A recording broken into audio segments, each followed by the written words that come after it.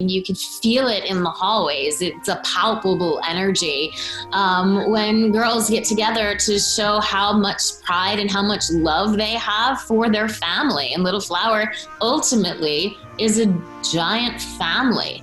And you can't fake that. You can't pretend it. It's either there or it isn't, and it's so obvious when you're at Little Flower. You can come in and be yourself and have a voice and not be afraid to use it, where you know that you will be heard, you will be respected, you will be encouraged to be an individual and to discover who you are as a young woman, and to also be a part of a group of wonderful girls who are on that same sort of journey.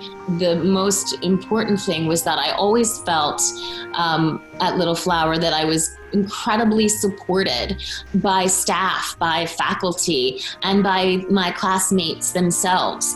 I can't imagine having spent those years of my life anywhere else but at Little Flower.